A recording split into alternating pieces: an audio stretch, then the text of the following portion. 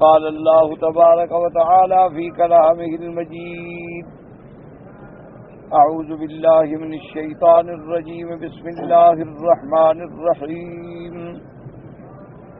إن الذين كذبوا بآياتنا واستكبروا عنها لا تفتح لهم أبواب السماء ولا يدخلون الجنة حتى يلج الجمل في سم الخياط وكذلك نجزي المجرمين. لهم من جهنم مهاد ومن فوقهم غواش وكذلك نجزي الظالمين. قال المؤلف والمفسر رحمه الله تعالى: أدام النفع بعلومه وعلومكم في الدارين آمين، إلى أن قال: فيقول الله عز وجل: اكتبوا كتابه في سجين في الأرض السفلى فتطرح روحه طرحا ثم قرأ: ومن يشرك بالله فكأنما خر من السماء فتخطفه الطير أو تهوي به الريح في مكان سحيق فتعاد روحه في جسده ويأتيه ملكان فيجلسانه فيقولان له: من ربك؟ فيقول: ها لا أدري. اب مفسر رحمۃ اللہ علیہ وہ حدیث مبارک جو حضرت براء ابن عازب رضی اللہ تعالی عنہ نے روایت فرمائی ہے، جس میں سرکار دو عالم صلی اللہ علیہ وسلم نے بڑی تفصیل سے ذکر فرمایا. تو پہلے ذکر تھا اس روح مومن کا کہ اس کو کتنا عزت و احترام کے ساتھ اللہ کے فرشتے لے کے جاتے ہیں اور آسمانوں کے دروازے اس کے لیے کھلتے ہیں. اس کے بعد ذکر ہے روح کافر کا، روح خبیثہ کا، کہ اس کے لیے جب فرشتے آتے ہیں تو بڑی مہیب شکل میں اور بڑی درستی سے اس کی روح کو نکالتے ہیں اور اس کو لپیٹ کے جب اوپر لے جاتے ہیں آسمان دنیا پہ اور دروازہ کھولنے کی اجازت چاہتے ہیں تو حکم ہوتا ہے کہ اس کے لیے دروازہ نہیں کھولا جائے گا تو پھر اس روح کو پھینک دیا جائے. جس کو قرآن مقدس نے دوسرے مقام پہ بھی ذکر فرمایا کہ جو شخص اللہ کے ساتھ شرک کرتا ہے اس کی پوزیشن تو یہی ہے فَكَأَنَّمَا خَرَّ مِنَ السَّمَاءِ، گویا وہ آسمان سے گرایا گیا. اب چاہے اس کو کوئی پرندے اچک کے لے جائیں یا کہیں دور کسی غار میں جا کے ہلاک ہو جائے، تو اس لیے پھر حکم ہوتا ہے کہ اس کو سجین میں درج کرو. اور سجین جو ہے وہ بالکل ساتویں زمین جو ہے وہ ساتویں زمین کے نیچے ہے. جیسے علیین جو ہے وہ ساتویں آسمان پر ہے، اسی طرح سجین جو ہے وہ 7 زمینوں کے نیچے ہے. اور یہ بات بھی منصوص ہے، یعنی اللہ کے قرآن سے ثابت ہے کہ جیسے اللہ نے آسمان 7 بنائے ہیں اسی طرح اللہ نے زمینیں بھی 7 بنائی ہیں. ویسے آسمانوں کا ذکر تو بہت ساری آیات مبارک میں ہے، لیکن زمینوں کے بارے میں صرف ایک جگہ ارشاد ہے. اللہ نے فرمایا کہ وَمِنَ الْأَرْضِ مِثْلَهُنَّ، کہ ہم نے زمینیں بھی اسی طرح 7 بنائی ہیں جس طرح آسمان 7 ہیں. اور جس طرح آسمان 7 ہیں یعنی 7 سماوات. اور اس لیے حضور پاک سرکار دو جہاں صلی اللہ علیہ وسلم نے فرمایا کہ جب اللہ سے جنت کا سوال کرو تو فَاسْأَلُوهُ الْفِرْدَوْسَ الْأَعْلَى، اللہ سے فردوس اعلیٰ مانگا کرو، کیونکہ اللہ تبارک و تعالیٰ کی وہ جنت جو ہے تو 7واں آسمان گویا اس کی زمین ہے اور اللہ کا عرش رحمان جو ہے اس کی چھت ہے، تو لہذا وہ سب سے اعلیٰ زمین ہے. تو اس لیے اللہ تبارک و تعالیٰ نے قرآن پاک میں ذکر فرمایا کہ وسع کرسیہ السماوات والارض، تو ان کے بعد پھر کرسی ہے، عرش ہے. تو یہ ساری تفاصیل قرآن میں موجود ہے. اب اس کافر کے روح کو لوٹایا جاتا ہے، یعنی کہاں لوٹایا جاتا ہے؟ اسی کے جسد میں، اسی کے بدن میں، چاہے وہ بدن کہاں ہو، قبر میں ہو، کسی جگہ ہو. اللہ تبارک و تعالیٰ کے آگے اس میں روح کا لوٹانا جو ہے وہ مشکل نہیں ہے. جیسے پروردگار عالم کے حکم سے پہلے روح ڈالی جاتی ہے اور بچہ جو ہے وہ ماں کے پیٹ میں ہوتا ہے، تو جو پروردگار عالم پیٹ کے اندر روح ڈالنے پہ قادر ہے وہ قبر میں بھی دوبارہ روح ڈالنے کے قادر ہے۔ تو اب جناب فرشتے تشریف لاتے ہیں منکر نکیر، اور آگے وہ اس کو اٹھاتے ہیں اور بٹھاتے ہیں اور سوال کرتے ہیں کہ تمہارا من ربو کا، تمہارا رب کون ہے؟ تو اب کافر کہتے ہیں ہاں لا ادری، مجھے کوئی پتہ نہیں میرا رب کون ہے، میں تو نہیں جانتا۔ کیونکہ جس آدمی نے زندگی میں سینکڑوں رب بنا رکھے ہوں، جس آدمی نے زندگی میں لاکھوں کو خدا سمجھا ہو، دیوی دیوتاؤں کو خدا سمجھا ہو، سیارات سبا کو خدا سمجھا ہو، جس نے مردوں کو خدا سمجھا ہو، قبروں کو خدا سمجھا ہو، جس نے غیروں کو، بندوں کو، فرشتوں کو خدا سمجھا ہو، تو کس کس کا نام لے؟ اس لیے وہ کہے گا ہاں لا ادری، میں نہیں جانتا۔ فیقولان ما دینک، تمہارا دین کیا ہے؟ فیقول ہاں لا ادری، مجھے پتہ ہی نہیں میرا دین کیا ہے۔ کوئی دین کا ہو تو بیچارہ بتلائے۔ اور اس کے بعد پوچھیں گے کہ ما ھذا الرجل الذی بعث فیکم، اچھا اس بندے کے بارے میں تمہارا کیا عقیدہ ہے جس کو اللہ نے تم لوگوں کے پاس نبی بنا کے بھیجا؟ فیقول ہاں لا ادری، وہ کہے گا ہائے مجھے تو پتہ نہیں، میں اس کے بارے میں بھی کچھ نہیں جانتا۔ فینادی مناد من السماء ان کذب عبدی فافرشوہ من النار وافتحوا له بابا الى النار فیاتیہ من حرها وسمومها ویضیق علیہ قبره حتی تختلف فیہ اضلاعہ ویاتیہ رجل قبیح الوجہ قبیح الثیاب۔ اب جب وہ یہ کہتا ہے تو آسمانوں سے آواز آتی ہے کہ اس بندے نے جھوٹ بولا ہے، جھوٹ بولتا ہے۔ فَأَفْرِشُوا لَهُ، اس کے لیے زمین کے اندر اسی قبر کے نیچے جہنم میں سے فرش بچھا دیا جائے، اور اس کے بعد اس کے لیے اوپر سے بھی آگ ہو اور نیچے سے بھی آگ ہو۔ وَافْتَحُوا لَهُ بَابًا إِلَى النَّارِ، اور جہنم کی طرف ایک دروازہ کھول دیا جائے۔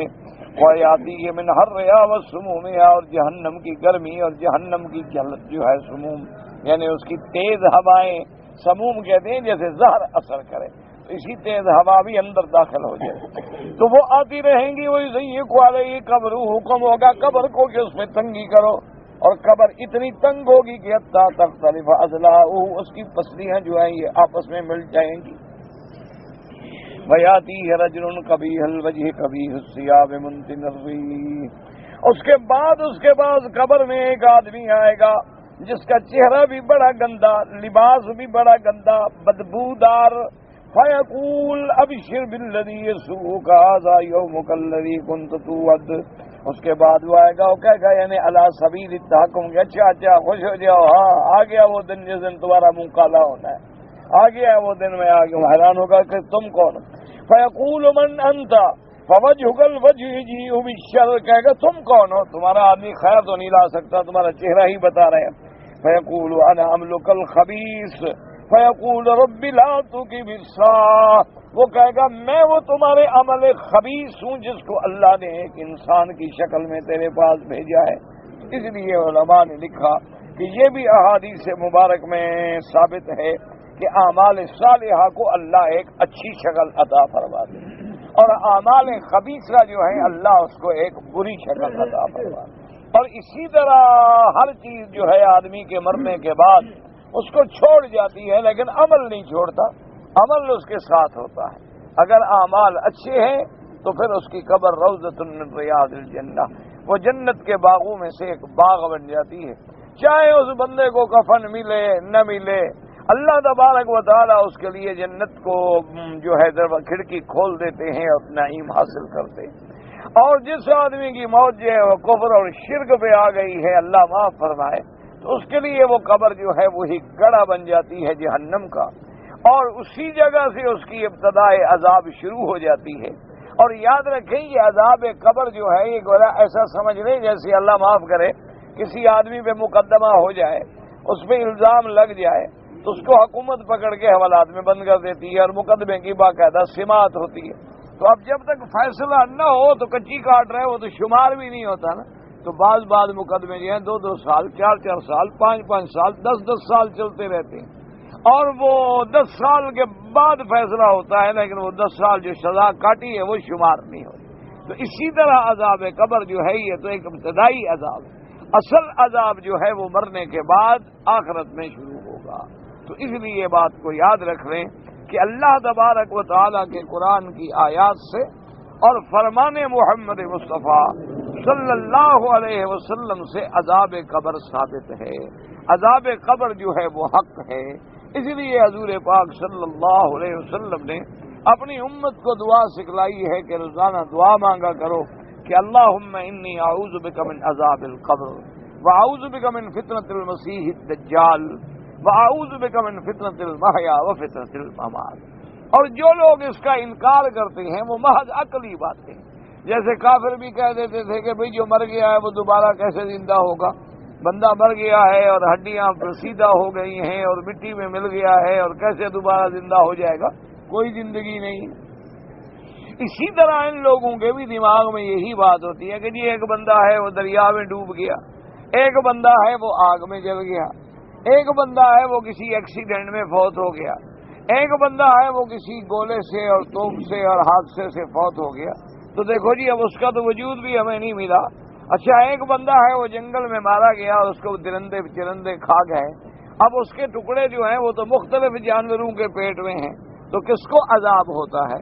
تو اس لیے یہ عقلی تخیلات ہیں اور عقلی خیالات۔ جو پروردگار عالم ساری کائنات سے غذاؤں کو جمع کر کے تیری غذا بنا سکتے ہیں، جو پروردگار عالم تمہیں ایک قطرہ پانی سے پیدا کرنے پہ قادر ہیں، جو پروردگار عالم ماں کے پیٹ میں روح پھونکنے پہ قادر ہیں، جو پروردگار عالم ماں کے پیٹ میں بچے کی شکلیں بنانے پہ قادر ہیں، کوئی جناب خوبصورت ہے، کوئی سفید ہے، کوئی سیاہ ہے، کسی کا رنگ ماں پہ جا رہا ہے، کسی کا باپ پہ جا رہا ہے، اور کسی کے اعضاء دونوں سے مل رہے ہیں، ماں سے بھی مل رہے ہیں اور باپ سے بھی مل رہے ہیں، اور کسی کی شکل جو ہے وہ نانا دادا کی طرف جا رہی ہے۔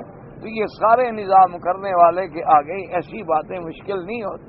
ہمارے لیے سمجھنا مشکل اس لیے ہے کہ وہ عالم غیب ہے، وہ ایک ایسا عالم ہے جو ہم نے نہیں دیکھا۔ اب جیسے اللہ نے قرآن میں فرما دیا کہ جنت اتنی بڑی ہے کہ یہ 7 آسمان اگر بچھا دو اور 7 زمینیں بچھا دو یہ عرض بنے گا تو طول کتنا ہوگا؟ تو اب لوگ اشکال کریں گے جی اتنی بڑی جنت کہاں ہوگی؟ تو یہ ہماری کم عقلی کی بات ہے، کیونکہ کچھ معاملات ایسے ہوتے ہیں جو ہماری اس چھوٹی سی عقل میں نہیں آ سکتے۔ وہاں ہمارے لیے صرف یہ حکم ہے کہ جب ہمارا اللہ کے نبی پہ ایمان ہے تو جو نبی پاک نے فرمایا ہے وہ حق ہے۔ اگر ہم نہیں سمجھ رہے تو اس کا معنی یہ ہے کہ ہمارا عقل جو ہے اس بات کے سمجھنے کا متحمل نہیں ہو سکتا۔ جیسے مثلا ایک آدمی پرائمری پاس ہے، 5ویں جماعت کا بچہ ہے، آپ اس کو ایم اے کا سوال ایک لکھ کے دے دیں، اب وہ بیچارہ تو حل نہیں کر سکتا، اور وہ یہ کہے کہ چونکہ میں حل نہیں کر سکتا یہ سوال ہی نہیں ہے، یہ غلط ہے، یا جس نے لکھا ہے جھوٹ لکھا ہے، یہ تو بے وقوفی والی بات ہے، کیونکہ اس کا عقل برداشت نہیں کر سکتا۔ اسی طرح ایک ترازو ہے آپ کے پاس جس میں آپ 50 کلو وزن کا اندازہ کر سکتے ہیں، لیکن اگر 100 کلو وزن رکھ دیں تو ترازو ہی ٹوٹ جائے گا۔ تو اب اگر کوئی کہے گی یار عجیب بات ہے، یہ کیسا ترازو ہے؟ تو ہر ترازو کی ایک حد ہے۔ بعض ترازو ہیں جو 10 کلو تک برداشت کرتے ہیں، بعض ہیں جو 50 کلو برداشت کرتے ہیں، بعض ہیں جو 100 کلو برداشت کرتے ہیں، بعض اتنے بڑے بڑے ترازو لگے ہوئے ہیں کہ پورا ٹرک پورا ٹرالر اوپر کھڑا کر دو آپ کو میزان بتا دیں گے۔ اسی طرح عقل کی میزان جو ہے اس کی بھی حد ہے، تو جو چیزیں اس کے حدود میں آ جاتی ہیں وہ سمجھ لیتا، اور جو چیزیں اس کے حدود میں نہیں آتی اس پر ایمان رکھنا ہوتا ہے۔ وبالآخرۃ ہم یوقنون، ورنہ اگر ہم صرف عذاب قبر کا انکار کریں گے تو یہ عذاب قبر کا انکار نہیں ہوگا، بلکہ ملائکہ کا بھی انکار ہوگا، ملک الموت کا بھی انکار ہوگا۔ جب عذاب قبر کا انکار ہوگا تو پھر جنت جہنم کا بھی انکار ہوگا، جب جنت جہنم کا انکار ہے تو پھر پل صراط اور میزان اور حساب اور نامہ اعمال کا بھی انکار ہوگا، پھر تو سارے قرآن کا ہی انکار ہو گیا، پھر تو سارے دین محمد مصطفیٰ صلی اللہ علیہ وعلا آلہ واصحابہ وسلم تسلیما کثیرا کثیرا۔ جیسے ایک دفعہ ایک انگریز عورت تھی، وہ بہت بڑی یعنی اخباری صاحب رپورٹر ہے، تو وہ میرا انٹرویو کرنے کے لیے آئی تھا، ایسے اتفاق سے بات چل پڑی۔ اس نے کہا کہ جی جب جن ہمیں نظر نہیں آتے اور جب جن ہمیں سمجھ نہیں آتے تو ایسی مخلوق کی کیا ضرورت ہے، کیوں پیدا کیا گیا؟ میں نے کہا جی آپ مجھے یہ بتائیں کہ آپ کو کیوں پیدا کیا گیا؟ اگر آپ نہ ہوتی اس دنیا میں تو کیا ہو جاتا؟ آپ اپنے پیدا ہونے کی مجھے دلیل بتلا دیں تو جنوں کی میں آپ کو بتلا دیتا ہوں۔ اب وہ بیچاری کیا کہے، او جی ہوگا۔ میں نے کہا ہو گیا کیا مطلب ہے؟ بھائی تمہارا وجود کیوں آیا اس دنیا میں؟ کیا ضرورت تھی؟ تو اللہ تبارک و تعالیٰ کی حکمتیں ہیں۔ اب کوئی آدمی کہے جی چیونٹیوں کو کیوں پیدا کیا گیا، کوئی بات، اللہ کی ہر چیز میں حکمت ہے۔ اللہ تبارک و یہ دیمک ہے جی، دیمک کیوں پیدا کی گئی؟ دیمک نہ ہوتی جی لکڑی کوئی نہ کھاتی۔ اچھا جی اگر اللہ تبارک و تعالیٰ یہ شیر اور چیتا اور بھگیاڑ پیدا نہ کرتے تو کسی بندے کو بھی نہ چیرتے پھاڑتے۔ اگر اللہ تبارک و تعالیٰ دریاؤں میں مگر مچھ پیدا نہ کرتے تو انسانوں کو بھی نہ کھاتے۔ تو یہ تو کوئی بات نہیں، اللہ کی مخلوق ہے اور اس کی حکمتیں ہیں۔ اللہ تبارک و تعالیٰ نے تمہیں پیدا کیا ہے تو حکمت ہے۔ اللہ تبارک و تعالیٰ نے زمین بچھائی ہے تو حکمت ہے۔ اللہ نے آسمان بنائے ہیں تو حکمت ہے۔ اللہ تبارک و تعالیٰ نے جن و انس کو بنایا ہے تو حکمت ہے۔ اللہ نے فرشتوں کو پیدا فرمایا ہے تو حکمت ہے۔ اب کوئی کہے جی فرشتوں کی کیا ضرورت تھی، خام خواہ آسمان بھرا ہوا ہے، کیا پیدا ہو گیا؟ تو کیا ضرورت ہے فرشتوں کی؟ اگر نہ ہوتے تو کون سا کام نہ ہوتا؟ تو اس طرح سے پھر آپ یہ بھی کہہ سکتے ہیں جی آسمان کی کیا ضرورت تھی اور زمین کی کیا ضرورت تھی؟ تو اللہ پاک فرماتے ہیں کہ جب تم میرے منکر ہو تو کسی اور کی زمین میں جا کے رہو۔ اس لیے ایک حدیث مبارک میں آتا ہے کہ جو بندہ میری قدرتوں کا انکار کرتا ہے، من لم یرضا برضائی ولم یقضا بقضائی فلیطلب ربا سوائی، جو میری رضا پہ راضی نہیں اور میری تقدیر کے فیصلوں کو نہیں مانتا تو جائے کوئی اور خدا ڈھونڈ لے، جا کے تلاش کرے، اس کے ملک میں جا کے رہے، پھر میرے ملک میں رہ کر میرا کھا کر تو میرے خلاف بات نہ کرے نا، کہ زمین بھی میری پہ رہے، آسمان بھی میرا استعمال کرے، پانی اور ہوا بھی میری استعمال کرے، نعمتیں بھی میری استعمال کرے، اور اعتراض بھی میرے خلاف کرے کہ آپ نے یہ کیوں پیدا کیا اور یہ کیوں نہیں پیدا کیا، فلانا کام کیوں کیا اور فلانا کام کیوں نہیں کیا۔ لا یسأل عما یفعل وهم یسألون، یہ اس کی شان ہے کہ اس سے کوئی نہیں پوچھ سکتا، وہ مالک ہے۔ جیسے دنیا میں ایک مالک ہے ایک ملازم ہے، ایک مالک ہے ایک مملوک ہے، ایک سردار ہے ایک غلام ہے، ایک بڑا کمپنی کا ڈائریکٹر ہے اور ایک ادنا سا نوکر ہے، چپراسی ہے، چوکیدار ہے، تو اس کے لیے یہ ہے کہ وہ حکم کی تعمیل کرے۔ اس کو حکم دیا گیا ہے کہ ابھی تم چوکیدار ہو، دروازے پہ کھڑے رہو۔ اب وہ اگر آ کر لڑائے کہ جناب ٹھیک ہے رات کو تو پہرا دینا ضروری ہے، لیکن دن کو کیا ضرورت ہے، اندر تو سارے لوگ کام کر رہے ہیں، مجھے خام خواہ دروازے پہ کھڑا کیا ہوا ہے، تو یہ تو پاگل آدمی کا سوال ہے۔ کیوں جو معقول آدمی ہوگا وہ کہے گا بھی تمہیں تنخواہ دیتے ہیں کہ نہیں دیتے؟ وہ کہے کہ تنخواہ تو دیتے ہیں، انہوں نے کہا تمہیں کیا ضرورت ہے، ڈیوٹی کرو، ضرورت ہو نہ ہو کھڑے رہو، تمہیں مالک کا حکم ہے بس کھڑے رہو، تمہارا کیا کام ہے؟ جب تنخواہ لے رہے ہو تو پوچھنے کا تمہیں کیا حق ہے؟ زیادہ سے زیادہ اچھا چلو آگے تیرا تو مالک جو ہے وہ بندہ ہے، اس سے غلطی بھی ہو سکتی، تو جب مالک خدا ہو جو غلطی ان سے بھی پاک ہے، جو منزہ ہے، جس کی ہر وقت تسبیح و تقدیس بیان ہوتی ہے، تو اس نے اگر کوئی دنیا میں چیز پیدا کی ہے تو اس کی حکمتیں ہیں، ہم سمجھ نہیں سکتے، ہمارے عقل میں نہیں آ سکتے۔ جیسے کہ مورخین نے ایک واقعہ لکھا ہے کہ ایک بادشاہ تھا، اس کو پاؤں میں اتفاق یہ ہوا کہ شکار کھیلنے کے لیے گئے، تو ایک جانور ہوتا ہے چھوٹا سا گندا، بڑا بدبودار اور اپنی گندگی اٹھا کے چلتا ہے، تو اس کو جب دیکھا تو اس کو بڑی کراہت آئی، کہنے لگا یہ کیا ہے ایسے خرا اٹھا کے پھر رہا ہے، اگر یہ پیدا نہ ہوتا تو کیا ہو جاتا، اگر یہ نہ ہوتا دنیا میں تو کیا نقصان ہو جاتا، اللہ میں نے کیسی گندی بلا پیدا کی، دیکھو ایک کیڑا سا ہے اور گندگی بھی اٹھائے ہوئے ہے اور پھر رہا ہے، بڑی نفرت ہو گئی۔ شکار سے واپس آئے، کوئی زخم لگ گیا پاؤں میں، اب دنیا کے طبیب اور جراح علاج کر رہے ہیں، فائدہ نہیں ہوتا، تو ایک بڑا کوئی مجرب جراح منگایا گیا، اس نے جب دیکھا تو اس نے کہا کہ علاج تو ہو سکتا ہے لیکن اس کے لیے وہ کیڑا چاہیے جو گندگی اٹھا کے پھرتا ہے، اگر وہ مل جائے تو آپ کا علاج ہو سکتا ہے۔ بادشاہ نے کہا جلدی کرو بھائی، تلاش کرو۔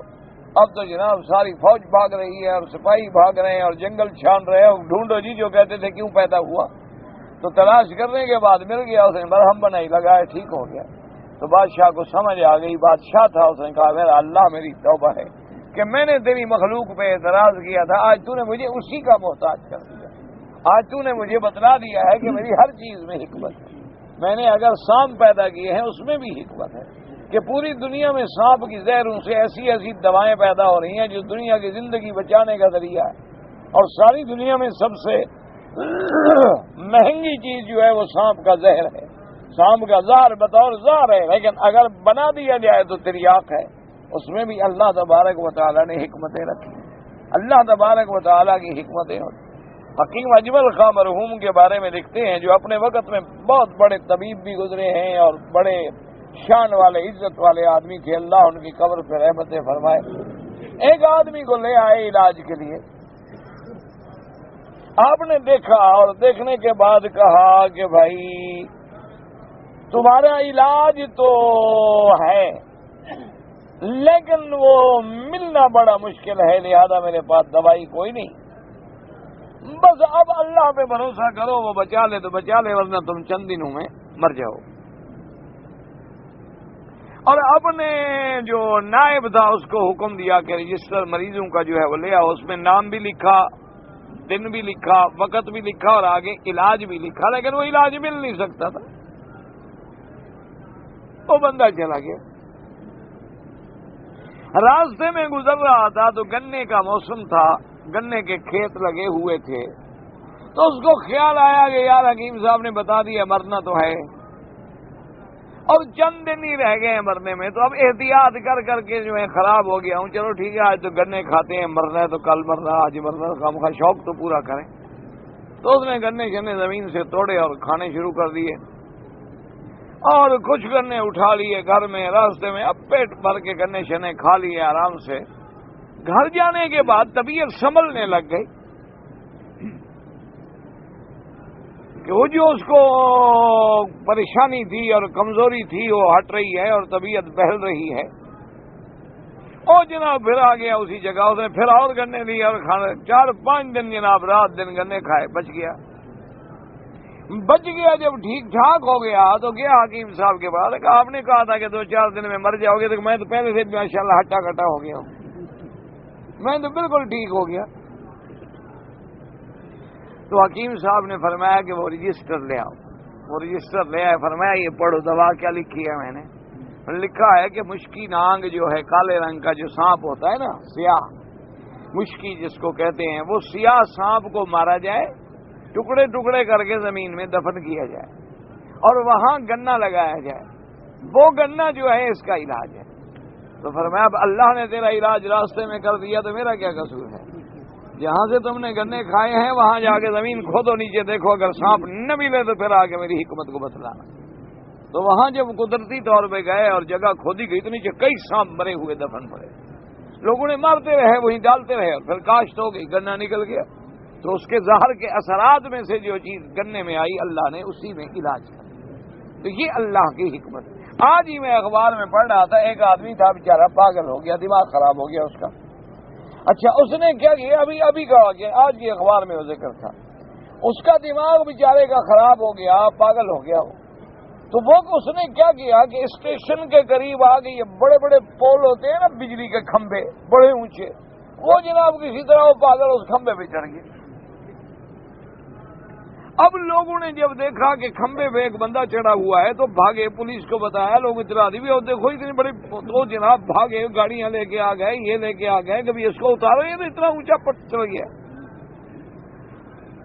اور پھر اس کو میگا فون کے ذریعے ہدایات دی کہ بھائی بڑا حوصلہ رکھو، کوئی نہیں، ٹھیک ہے ٹھیک ہے ٹھیک ہے، تم فکر نہ کرو، اور ایسا ایسا اترنے کی کوشش کرو، یا نیچے سے دیکھو نا، ہم گاڑی جو ہے اس کو کھڑی کریں گے، کرین کو، اس کے اوپر بیٹھ جاؤ، پھر وہ کرین تمہیں ایسا ایسا نیچے لے آئے گی۔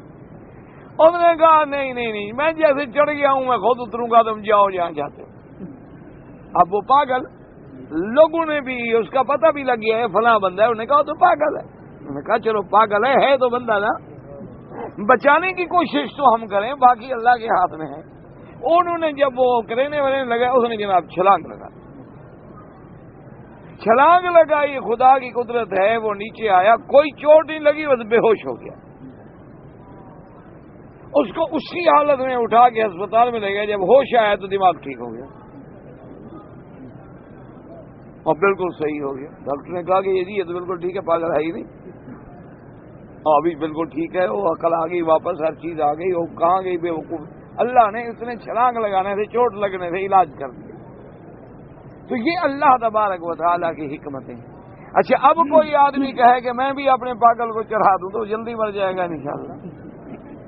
یہ تو اللہ تبارک و تعالیٰ کی حکمتیں ہیں، تو نہیں کہ ہر آدمی جا کے اسی طرح علاج کرنا اپنا شروع کر دے کہ چلو جی اگر اس طرح پاگل ٹھیک ہوتا ہے تو میرے دماغ میں بھی تھوڑی خرابی ہے، چلو میں بھی ذرا کم پول پہ چڑھ جاؤں، وہ 300 فٹ تھا تو میں 100 والے پہ چڑھ جاؤں، تو انشاءاللہ پھر امید ہے کہ شاید ہڈی پسلی بھی نہ ملے۔ تو اس لیے یہ باتیں نہیں، ہر چیز میں اللہ کی حکمت ہے۔ کبھی اللہ قبر کو دکھلا دیتے ہیں، کبھی اللہ چھپا دیتے ہیں، کبھی قبر کھولو ہمیں ہڈیاں بھی نہیں ملتی، اور کبھی قبر کھولو بندہ اسی طرح صحیح سالم ہے، کفن بھی موجود ہے اور بالوں داڑھی کو جو تیل لگایا تھا وہ بھی چمک رہا۔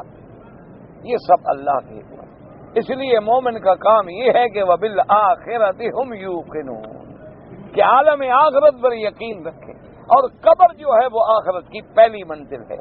اگر پہلی منزل کا بھی انکار ہو گیا آگے تو خود بخود انکار ہو گیا۔ اس لیے مفسر رحمۃ اللہ علیہ نے یہ حدیث مبارک نقل فرمائی ہے، جس کو مسند احمد نے، امام احمد رحمۃ اللہ علیہ نے، اسی طرح امام ترمذی رحمۃ اللہ علیہ نے، اسی طرح امام نسائی رحمۃ اللہ علیہ نے، اسی طرح سنن ابن ماجہ میں انہوں نے بھی ذکر فرمایا ہے رحمۃ اللہ علیہم اجمعین۔ اب جناب وہ پھر چیخے گا اور کیا کہا کہ رب لا تو کہ مسا اللہ قیامت قائم نہ ہو، قیامت کیوں بتائے کہ قیامت میں تو اور بڑا عذاب۔ وقال الامام احمد ايضا حدثنا عبد الرزاق قال حدثنا معمر يونس بن خباب بن نال بن عمر بن زاد البراء بن عازب رضي الله تعالى عنه۔ امام احمد بن حنبل رحمۃ اللہ علیہ نے حضرت براء بن عازب سے سند کے ساتھ بھی روایت کی ہے، قال خرجنا مع رسول الله صلی اللہ علیہ وسلم الى جنازۃ فذكر نحوه، کہ حضور پاک کی ساتھ ہم گئے جنازے میں، اس کے بعد یہ ساری حدیث نقل فرمائی اور اس میں یہ بھی نقل کیا وفیہ حتی اذا خرج روحه صلی علیہ کل ملک بین السماء والارض وكل ملك في السماء وفتحت له أبواب السماء ليس من أهل الباب إلا وهم يدعون الله عز وجل أن يعرج بروحه من قبلهم۔ اب اس حدیث میں یہ لفظ بھی زیادہ ہے کہ جب مومن بندے کی روح نکلتی ہے تو آسمان و زمین کے درمیان جتنے فرشتے ہیں سب رحمت بھیجتے ہیں، اس کے لیے استغفار کرتے ہیں، اور جو آسمان میں فرشتے ہیں وہ بھی استغفار کرتے ہیں۔ وفتحت له ابواب السماء، آسمان کے دروازے کھول دیے جاتے ہیں۔ لیس من اہل باب الا، جتنے آسمان کے دروازے ہیں ہر دروازے والے فرشتے دعائیں کرتے ہیں کہ اس مومن کا روح اس دروازے سے گزارو، ہمارے دروازے سے گزرے۔ وفی آخری ثم یقید له اعما، اس کے بعد فرماتی ہیں ثم یقید اعما ثم ابکم فی یدی مرزبۃ لو ضرب بها جبل کان ترابا فیضربه ضربۃ فیصیر ترابا ثم یعیده الله عز وجل كما كان فيضربه ضربة أخرى فيصير صيحة يسمعها كل شيء إلا الثقلين۔ اور اسی طرح جو کافر کی روح ہے اس کے لیے پھر اللہ تبارک و تعالی ایک ایسا فرشتہ جو نابینا بھی ہے، جو اسم بھی ہے، ابکم بھی ہے، جو بہرا بھی ہے، گونگا بھی ہے، بولتا بھی نہیں، سنتا بھی نہیں، دیکھتا بھی نہیں، فی یدہ مرزبۃ، اس کے ہاتھ میں لوہے کا ایک مارنے والی چیز ہے، مرزبہ کہتے ہیں جیسے لوہار مارتے ہیں اس کو کہتے ہیں مرزبہ، اور اتنا وہ سخت ہے کہ لو ضرب بها جبل، کہ وہ اگر ایک مارے تو پہاڑ جو ہے وہ مٹی بن جائے، اسی سے وہ مارے گا، اور پھر اسی کو پھر اللہ اسی طرح جلاتے رہیں گے، وہ مارتا رہے گا، وہ جلاتے رہیں گے۔ اس کے بعد فرماتے ہیں یضربوا ضربۃ اخرى، پھر ماریں گے، فیصیح صیحۃ، پھر وہ کافر عذاب چیختا ہے قبر میں، اس کی وہ چیخ جو ہے ساری دنیا سنتی ہے مگر انسان اور جن نہیں سنتے۔ اللہ تبارک و تعالیٰ نے محفوظ کر دیا تھا کہ پھر لوگ مردے دفن ہی نہیں کریں گے، ڈر کے مارے پھینک کے آ جائیں گے۔ وقال براء سمعت رباب النار محضر فرش من النار، اور پھر جہنم کی طرف کھڑکی کھول دی جاتی ہے اور جہنم کا فراش بچھا دیا جاتا ہے۔ وفي الحديث الذي رواه الإمام أحمد والنسائي وابن ماجه وابن جرير واللفظ له من حديث محمد بن عمرو بن عطاء سعيد بن يسار عن النبي هريرة رضي الله تعالى عنه أن رسول الله صلی اللہ علیہ وسلم قال. اور اسی طرح وہ حدیث جس کو امام احمد نے، نسائی، ابن ماجہ، ابن جریر نے نقل فرمایا ہے، حضرت ابو ہریرہ رضی اللہ تعالی عنہ سے روایت ہے. وہ فرماتے ہیں کہ سرکار دو عالم سیدنا محمد رسول اللہ صلی اللہ علیہ وسلم فرماتی ہیں المیت تحضر الملائکہ فاذا كان رجل صالح قالوا اخرجی ایۃ النفس المطمئنۃ كان بالجسد الطیب اخرجی حمیدۃ وابشری بروحا.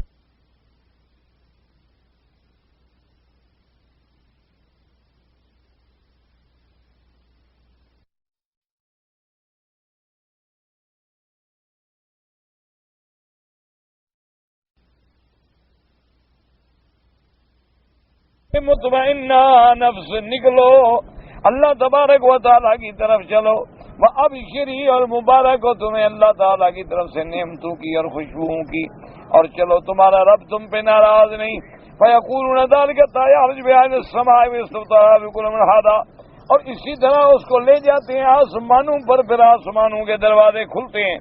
فیقولون فلان فیقال مرحبا بالنفس الطیبہ التی کانت فی الجسد الطیب. وہ فرشتے استقبال کرتے ہیں کہ کیا اچھی روح ہے، کیا اچھے جسد، اچھے بدن میں تھی. اخرجی حمیدہ وابشری بروح وریحان ورب غیر غضبان. فرشتے کہتے ہیں کہ چلو اللہ کے دربار میں، اللہ کی رحمتوں میں چلو، اللہ پاک ہمارے اوپر ناراض نہیں. فيكون ذلك يرجع على السماء وقال من هذا فلان مرفع من نفس الطيبة الذي كان بالجسد الطيب فليم يبشرون وريحان بالغضبان.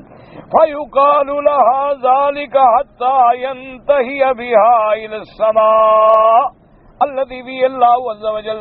یعنی 7 آسمانوں کی طرف لے جاتے ہیں جہاں پروردگار عالم اللہ تبارک و تعالی عرش پہ اپنی شان کے ساتھ جیسے ان کا استوا ہے، آپ ایمان ہے ہمارا. فإذا كان الرجل السوء قالوا أخرجي هي النفس الخبيثة كان بالجسد الخبيث أخرجي ذميمة مذمت والی وأبشري بحميم وغساق. تمہارے لیے گرم پانی کھولتا ہوا اور زخموں سے نکلی ہوئی دون جو ہے، پیپ جو ہے وہ تیار ہے. فاغر من شکلی ادوا، جو اسی قسم کے کئی انواع کے عذاب ہیں. فيقول ذلك تاترسم يربي على السماء وقال من هذا. پھر آسمانوں کی طرف لے جاتے ہیں اس کی روح کو اور دروازہ کھولنے کے لیے کہتے ہیں، وہ کہتے ہیں کہ یہ کون ہے؟ انہیں کہا فیقولون لا مرحبا، اس کو اجازت نہیں ہے، بالنفس الخبیثۃ التي كانت في الجسد الخبيث ارجعي ذمیمہ فإنه لم يفتح لك ابواب السماء فتبصر بين السماء وتنزل الخبر. اس کے بعد اس کو پھینکا جاتا ہے اور پھر خبر میں لوٹایا جاتا ہے. وقد قال ابن جرير في قوله تبارك وتعالى لا تفتح لهم ابواب السماء اي لا تفتح لأعمالهم ولا لأرواحهم وهذا فيه جمع بين القولين. انہوں نے یہ نقل کیا ہے کہ کافروں کے اعمال جو ہیں وہ اوپر نہیں جاتے. اب مفسر رحمۃ اللہ علیہ فرماتے ہیں کہ دونوں قول جمع ہو سکتی ہیں، یعنی کافروں کی نہ ارواح کے لیے دروازے کھلتے ہیں نہ اعمال کے لیے دروازے کھلتے ہیں. ان کے لیے کوئی تعارض نہیں ہے، کیونکہ اعمال تو وہ جائیں جو صالح ہوں، ان کے اعمال تو صالح ہیں نہیں، اس لیے پھر وہ آسمانوں کے دروازے نہیں کھولے جاتے. اسی طرح ارواح تو وہ اوپر جاتی ہیں جو ارواح طیبہ ہیں، جو نفس مطمئنہ ہے، مومنہ ہیں. لیکن جو خبیثہ ہیں تو ان کے لیے آسمانوں کے دروازے جو ہیں وہ نہیں کھولے جاتے. اس لیے فرماتا ہے کہ دونوں قول جمع ہو گئے. وقوله تبارک و تعالی يدخلون الجنة حتى يلج الجمل في سم الخياط هكذا قرأ الجمهور فسروا بأنه البعير. قال المسعود رضی اللہ تعالی عنہ الجمل ابن الناقة. اب فرماتی ہیں کہ اس کے لیے وہ جنت میں بھی داخل نہیں ہوں گے حتی یلج الجمل. یلج جو کہتے ہیں خفیہ طریقے سے کسی چیز کا داخل ہونا، جیسے کہتے ہیں ولوج. ولج ثعلب، جیسے لومڑی چھوٹی سی چھوٹی جگہ سے نکل جاتی ہے، لیکن ان کے لیے جنت کے دروازے نہیں کھلیں گے، حتیٰ کہ جیسے اونٹ کا سوئی کے ناکے سے گزرنا محال ہے، ان کا بھی جنت میں جانا جو ہے وہ محال ہے۔ اب مفسر رحمۃ اللہ علیہ فرماتے ہیں کہ حضرت عبداللہ ابن مسعود رضی اللہ تعالی عنہ نے فرمایا کہ یہ جو قرآن پاک میں لفظ ہے حتیٰ یلج الجمل، اس سے مراد یہی جمل ہے، اونٹ جو اونٹنی سے پیدا ہوتا ہے وہی ہے۔ وفی روایت زوج الناقہ وقال الحسن البصری رضی اللہ رحمۃ اللہ تعالی البعیر فی خلق العبرتی، حضرت امام حسن بصری رحمۃ اللہ علیہ فرماتے ہیں کہ جیسے کسی اونٹ کا سوئی کے ناکے میں گزرنا محال ہے۔ وقضا قال ابو العالیہ والضحاک وقضا رواری ابن ویتر وفی انباس وقال مجاہد ابن باس انه كان يقرأها یلج الجمل فی سم الخیاط، جمل یلج بضم الجیم سین میم جمل یعنی الحبل الغلیظ فی خرق العبرت، یعنی وہ جمل نہیں پڑھتے تھے، وہ پڑھتے تھے جمل، تو اس کا معنی یہ ہے کہ موٹا رسا، تو موٹا رسا سوئی کے ناکے سے کیسے گزرے، اس کا گزرنا محال ہے، تو اس کا بھی جنت میں جانا جو ہے محال ہے۔ اس کے بعد جناب فرماتے ہیں مفسر رحمۃ اللہ علیہ وہذا اختیار سعید بن جبیر وفی روایت انہ قرأ حتی یلج الجمل یعنی قلوس السفن وہی الحبال الغلاظ، اور بعض علماء نے فرمایا کہ اس سے مراد جو ہے وہ رسی ہے جس سے کشتیاں باندھی جاتی ہیں، کشتیاں جو ہوتی ہیں نا بڑا موٹا رسا ہوتا ہے اس کو پھر کنارے پہ باندھ دیتے ہیں، اب اتنا موٹا رسا جو ہے تو سوئی کے ناکے سے کیسے گزرے گا، تو بعض لوگوں نے یہ بھی پڑھا ہے، لیکن یاد رکھیں کہ جمہور کی قرأت جو ہے وہی ہے کہ حتی یلج الجمل فی سم الخیاط، یعنی اونٹ کا سوئی کے ناکے سے گزرنا، جیسے اونٹ کا سوئی کے ناکے سے گزرنا محال ہے، اس کا بھی جنت میں جانا جو ہے وہ محال ہے۔ اللہ فرماتے ہیں لہم من جہنم مہاد ومن فوقہم غواش، کافروں کے لیے نیچے کا بچھونا بھی جہنمی اور اوپر کا اوڑھنا بھی جہنمی، یعنی ان کا اوڑھنا بچھونا جو ہے وہ جہنم کا عذاب ہوگا، اللہ معاف فرمائے۔ لہم من جہنم مہاد قال محمد بن کعب القرظی لہم من جہنم مہاد قال الفرش ومن فوقہم غواش قال اللحف، نیچے کا معنی جیسے یہ فراش نیچے ہے، اوپر جیسے آدمی لحاف لے کے سوتا ہے، تو معنی یہ ہے کہ ان کا اوڑھنا بچھونا جو ہے وہ جہنم کا عذاب ہے، ان کا اوڑھنا بچھونا جو ہے وہ آگ ہوگی، اللہ تبارک و تعالیٰ معاف۔ وَقَدَا قَالَ وَكَذَلِكَ نَجْزِي الظَّالِمِينَ، اللہ نے فرمایا یہ جہنم کے اوڑھنے بچھونے، یہ جہنم کی سزائیں ہم کیوں دیتے ہیں؟ ہم ظالموں کو دیتے ہیں، اور ظالم وہ ہیں جنہوں نے اپنے نفس پہ ظلم کیا، جنہوں نے اللہ کے ساتھ شرک کیا، اللہ تبارک و تعالیٰ کے ساتھ کفر کیا۔ یاد رکھو کہ ظلم کا معنی کیا ہے؟ وضع الشیء فی غیر محلہ، کسی چیز کو اس کے محل کے علاوہ استعمال ظلم ہے۔ اللہ نے پیدا کیا اپنی عبادت کے لیے، غیروں کی عبادت کرتا ہے۔ اللہ نے پیدا کیا اپنے سجدے کے لیے، غیروں کو سجدہ کرتا ہے۔ اللہ نے پیدا کیا اپنی پکارنے کے لیے، غیروں کو پکارتا ہے۔ اس سے بڑا ظلم کیا ہوگا؟ اسی لیے قرآن میں دوسری جگہ پہ آتا ہے کہ حضرت لقمان علیہ السلام کے جو نسائے ہیں اپنے بیٹے کو، ان نے بھی یہی فرمایا تھا کہ ان الشرک لظلم عظیم، کہ سب سے بڑا ظلم جو ہے وہ شرک ہے، کہ اللہ کے ساتھ کسی کو شریک بنایا جائے، اس سے بڑا ظلم کیا ہو سکتا ہے؟ اللہ تبارک و تعالیٰ جو مالک ہے، جو خالق ہے، رزاق ہے، جو واحد ہے، جو احد ہے، جو صمد ہے، جو وحدہ لا شریک ہے، جو ہر چیز پہ قدیر ہے، تو اس کے ساتھ کسی کو شریک بنانا، اور شریک بھی بندوں کو، مخلوق کو بنانا خالق کے ساتھ، تو اس سے بڑا ظلم کیا ہو سکتا ہے؟ تو اللہ نے فرمایا کہ ان ظالموں کو ہم یہ سزا دیتے ہیں۔ اسی جگہ دوسری جگہ قرآن فرماتے ہیں وَمَا ظَلَمْنَاهُمْ وَلَكِنْ كَانُوا أَنفُسَهُمْ يَظْلِمُونَ، اللہ فرماتے ہیں ہم نے تو ان پہ کوئی ظلم نہیں کیا، اللہ کا تو عدل ہے، وہ تو ظلم سے پاک ہے، لیکن ان ظالموں نے اپنی جان پہ خود ظلم کیا ہے۔ تو جب انہوں نے خود ظلم کیا، حالانکہ ہم نے ان کو عقل دیا، ہم نے ان کو سمجھ دی، ہم نے ان کو حواس خمسہ دیے، ہم نے ان کو دلائل آفاق و انفس سامنے رکھے، اس کے باوجود بھی اگر انہوں نے شرک کیا ہے تو یہ خود اپنے اوپر ظلم کرنے والے ہیں۔ تو اس لیے اللہ نے فرمایا اسی لیے ہم نے ان کو سزا دی ہے۔ کذالک نجزی الظالمین۔ اللہ تبارک و تعالی ہمیں ہر مسلمان کو عذاب قبر سے بھی اور عذاب حشر سے بھی بچا لے۔ اللہ تبارک و تعالی خاتمہ ایمان پہ فرما دیں، اللہ دنیا کی تکلیفوں سے اور آخرت کی تکلیفوں سے چھڑا دے۔ ہم عاجز ہیں، گناہ گار ہیں، ہم تو متحمل بھی نہیں ہو سکتے، صرف اس کی نظر کرم ہو جائے تو بیڑا پار ہو جائے کہ اللہ تبارک و تعالی اپنی رحمت کے ساتھ ہماری مشکلات دینی، دنیاوی، ظاہری، باطنی سب اپنی رحمت سے حل فرما دیں۔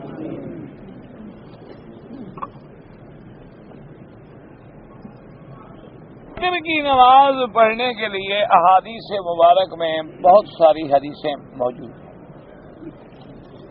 ایک تو وتر پڑھنے کا یوں سمجھ لیں یہ طریقہ مبارک ہے، جیسے حرمین شریفین میں نماز آپ حرم میں رمضان میں دیکھتے ہیں، امام صاحبان پڑھاتے ہیں کہ 2 رکعت پڑھ کے سلام پھیر دیتے ہیں اور اس کے بعد کھڑے ہو کے پھر 1 رکعت اور ملا لیتے ہیں اور اسی میں دعائیں قنوت پڑھتے ہیں۔ یہ بھی حدیث میں موجود ہے اور صحیح۔ اسی طرح حدیث مبارک میں تینوں رکعتوں کا ملا کے پڑھنا جو ہے وہ بھی ثابت ہے، وہ بھی حدیث مبارک ہے، وہ بھی ثابت ہے، لہذا کسی کو کسی پر اعتراض کرنے کا حق نہیں۔ ہمیشہ اصول یاد رکھیں کہ بعض عمل جو ہے حضور صلی اللہ علیہ وسلم سے 2 روایتوں میں موجود ہوتے ہیں، تو بعض علماء ائمہ کرام ایک کو ترجیح دیتے ہیں، بعض ائمہ کرام جو ہے وہ دوسرے کو ترجیح دیتے ہیں۔ اسی طرح التحیات پڑھنے یہ الفاظ مبارک ہیں، اس میں 2 روایتیں۔ اسی طرح وطر میں جو دعائے قنوت ہے وہ بھی 2 روایتیں۔ ایک روایت میں اللہم اہدنا فیمن ہدیت وعافنا فیمن عافیت، یہ دعا مبارک ہے، اور دوسری میں اللہم انا نستعینک ونستغفرک ونؤمن بک ونتوکل علیک ونثنی الیک الخیر ونشکرک ولا نکفرک، تو وہ بھی حدیث میں ثابت ہے اور وہ بھی حدیث میں ثابت ہے۔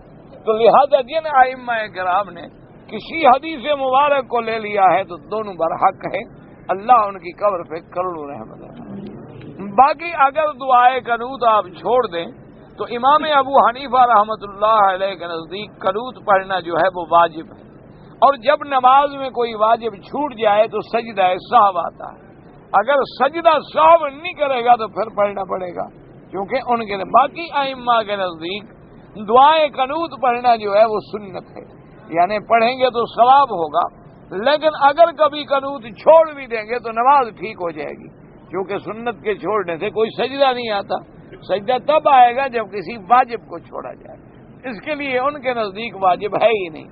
لیکن امام ابو حنیفہ رحمۃ اللہ علیہ کے نزدیک دعائے قنوت جو ہے وہ واجب ہے۔ اسی طرح ان حضرات کے نزدیک پورا وطر پڑھنا بھی سنت ہے، لیکن امام ابو حنیفہ رحمۃ اللہ علیہ فرماتے ہیں کہ واجب ہے۔ یاد رکھو دراصل یہ مصطلحات ہوتے ہیں علماء کے، جیسے کہ بعض ائمہ کے نزدیک فرض اور سنت بس، بعض ائمہ کے نزدیک فرض، واجب، سنت، پھر سنت مؤکدہ، غیر مؤکدہ، اس کے بعد پھر نفل۔ تو وجہ کیا ہوتی ہے کہ وہ دیکھتے ہیں کہ بھی ایک ایسی نماز ہے جو حضور نے کبھی سفر میں بھی نہیں چھوڑی، تو اس کا مطلب ہے کہ بھئی یہ تو پھر فرضوں کے بعد گویا دوسرے نمبر پہ آ گئی۔ اچھا، اس کے بعد ایک سنت ہے کہ حضور نے ہر حال میں پڑھی، کبھی زندگی میں ایسا موقع نہیں بنایا کہ چھوڑ دیو، کہتے ہیں ہاں بھئی ہے تو سنت لیکن ہے ذرا بڑی پاکی۔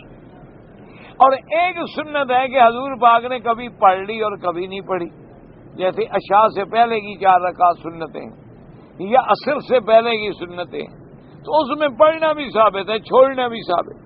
تو اس لیے علماء نے اپنے مصطلحات میں کہا کہ سنت تو ہے لیکن یہ اتنا مؤکدہ نہیں ہے جیسے 2 رکعت مغرب کے بعد والی ہیں یا 2 رکعت فجر کی نماز سے پہلے والی ہیں، تو لہذا یہ مصطلحات ہوتے ہیں، اور مصطلحات کا مقصد کیا ہوتا ہے کہ اعمال رسول عربی صلی اللہ علیہ وسلم کو دیکھ کے فیصلہ کرنا کہ بھئی اب سفر میں فرض بھی قصر ہو گئے کہ 4 رکعت نماز ہے 2 پڑھو، 2 اللہ نے معاف کر دیے، لیکن حضور نے فطر نہیں چھوڑے کبھی، اس لیے ان کو وجوب کا قائل ہو گئے۔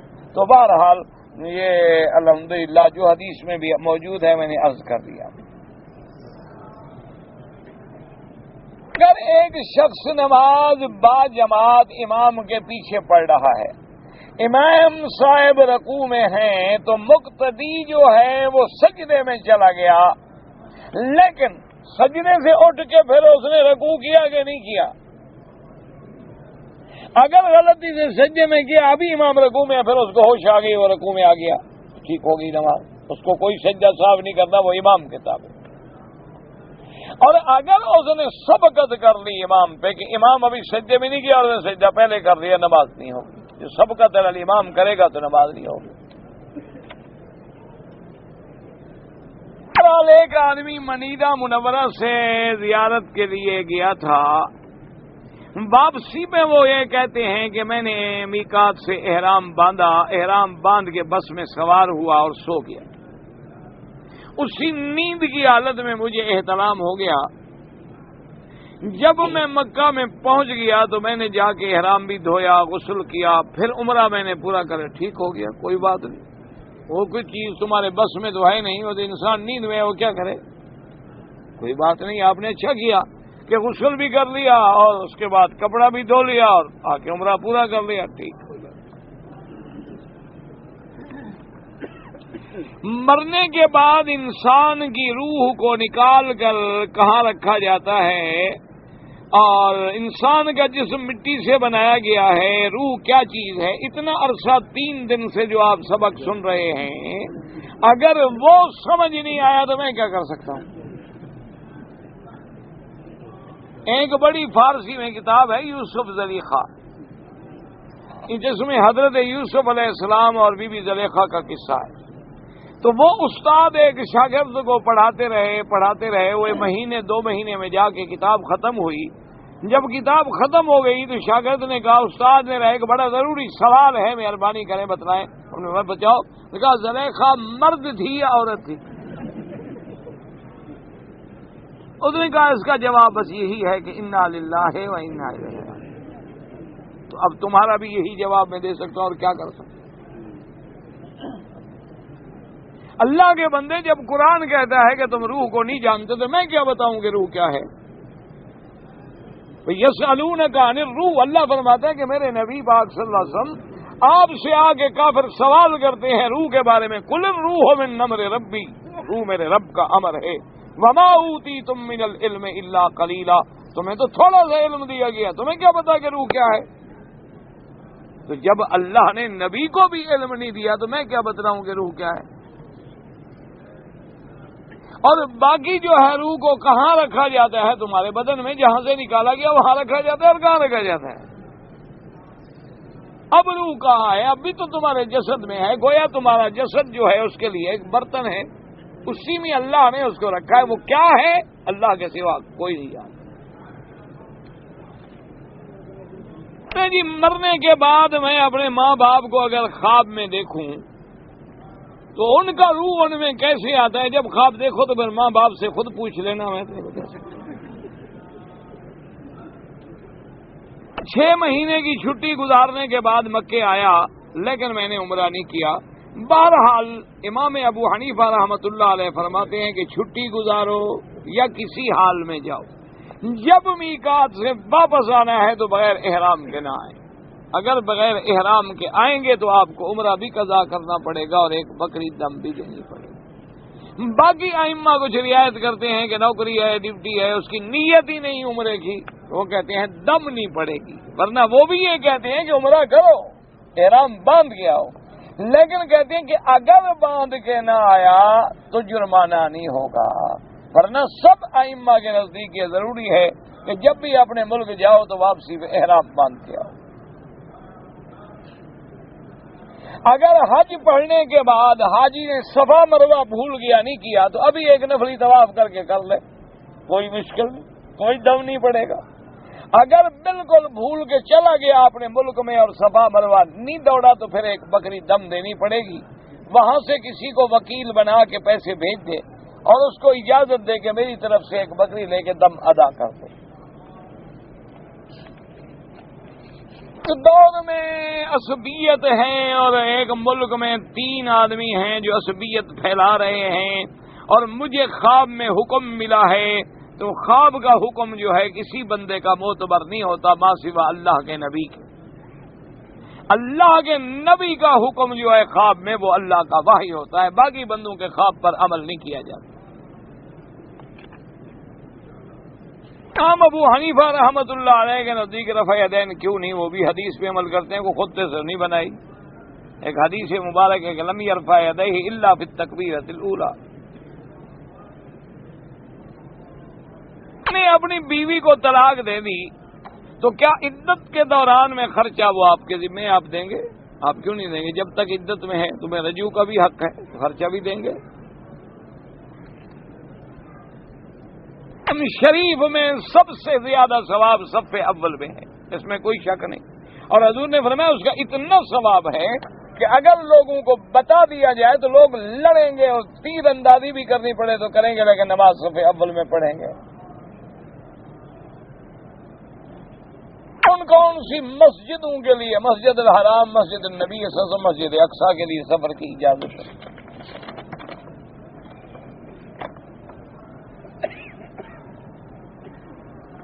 یہ بات حقیقت ہے جو تھانوی صاحب کے بارے میں کہی گئی، تو میں نے کہا نا خواب، تو خواب پر کوئی حکم لگایا جا سکتا ہے خدا کے بندے، حقیقت تو ہے۔ الضحیٰ جو ہے وقتها یعنی بعد طلوع الشمس حتی یتأثر الشمس على ارجل الحیوان، اما الاشراق وبعد طلوعها قدر رمح۔ اے بے دست قدرت، پتہ نہیں اس کا کیا ترجمہ ہے، مجھے تو سمجھ نہیں آیا۔ اے بے قدرت یعنی اللہ ہیں، اور وہ نائب آدم علیہ السلام کو بھی تو نائب کہا گیا، خلیفہ۔ ایسے لفظوں سے تو شرک نہیں آتا۔ یہ لوگ تو خود انبیاء کو مختار کل مانتے ہیں، اللہ کے بندے۔ ایک آدمی جو ہے وہ سری نماز میں بھی فاتحہ نہیں پڑھتا تو حدیث مبارک ہے کہ امام کا پڑھنا مقتدی کا پڑھنا ہے، سری ہو جاری ہو۔ ایک آدمی رکوع میں مل جاتا ہے، رکعت ہو جاتی ہے، اس نے کچھ بھی نہیں پڑھا تو رکعت کیسے ہو گئی؟ میں اگر میاں بیوی ہے، والدہ ہیں، بھاوج ہے تو جماعت کر سکتے ہیں۔ اگر مسواک کے ساتھ نماز پڑھی جائے تو 70 گنا زیادہ ثواب ملتا ہے، یعنی وضو کے ساتھ۔ پاکستان میں صحیح عقیدے کی کتابیں کہاں سے ملیں گی؟ ہر شہر میں ملتی ہیں الگ بندے، لاہور میں، کراچی میں، ہر دور میں۔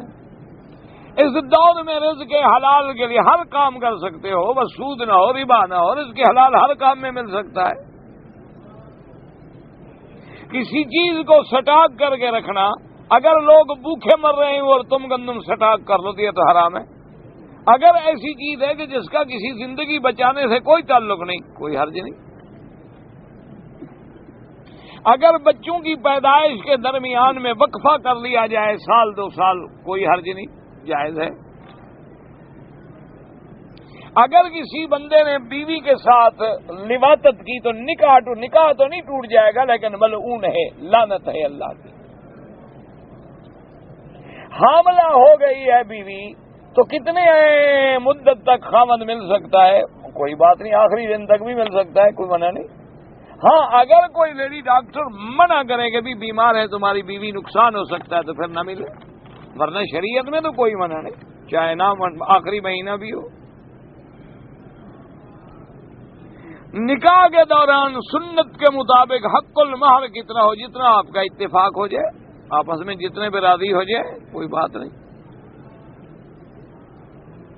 پاکستان چھٹی پہ جانے والے لوگ جب آئیں تو اپنے ملک کراچی سے احرام باندھیں۔ میں جو رقم ہم رکھتے ہیں اور وہاں سے ہمیں جو منافع ملتا ہے وہ منافع نہیں، وہ سود ہے، خالص حرام ہے۔